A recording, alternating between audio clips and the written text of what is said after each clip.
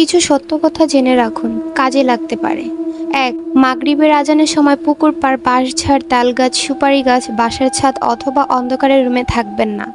অস্বাভাবিক কিছু দেখে ফেলতে পারেন। ২.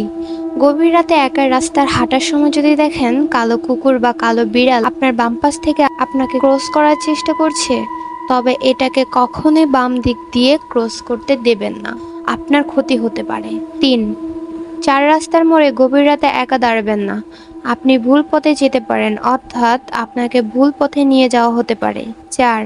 যদি দেখেন বাঁশঝাড়ের কোনো একটি বাঁশ কোনো কারণ ছাড়াই নিচু হয়ে আছে, তবে ওই বাঁশের ওপর দিয়ে যাওয়ার চেষ্টাও করবেন না, আপনার ক্ষতি হতে পারে। ৫. আপনি রাতের বেলা কোনো লোকের পেছনে যদি অনেকগুলো কুকুর লাইন বেঁধে যেতে দেখেন, তবে ভুলেও ওই পথে যাবেন না, কারণ লোকের পেছনে কুকুর ঘোরার ব্যাপারটা অনেক খারাপ কিছু নির্দেশ করে। ৬.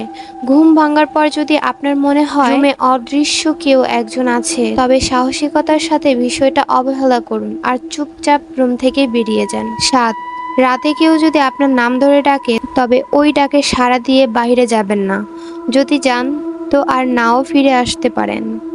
৮. রাতে পথ চলার সময় যদি অনুভব করেন আপনার পিছু পিছু কেউ আসছে বা হাঁটছে, কিন্তু আপনি তা দেখতে পারছেন না, অনুভব করতে পারছেন, তাহলে সাহস করে পাশাপাশি কোনো কবরস্থানে ঢুকে পড়ুন। কবরস্থান খুবই পবিত্র স্থান হয়। ৯. পুরনো খালি বাড়ি ও শ্মশানঘাট যতটা সম্ভব এড়িয়ে চলার চেষ্টা করুন। ১০. কখনই ব্ল্যাক ম্যাজিক নিয়ে পরীক্ষা করতে যাবেন না। আপনি কি করছেন তা বোঝার আগেই আপনার অপূরণীয় ক্ষতি হয়ে যেতে পারে। ১১. রাতের বেলা কখনোই মাজারের সাইড দিয়ে ফুল সাউন্ডে গান বাজিয়ে গাড়ি চালাবেন না, দুর্ঘটনা হতে পারে। আশা করি কথাগুলো আপনার মস্তিষ্কে গেঁথে রাখবেন। কথাগুলো অন্তত স্বাভাবিক অস্বাভাবিক মনে হলে কিছু করার নেই, কারণ অনেকেই এই বিষয়গুলো নিয়ে প্রত্যক্ষ করেছেন।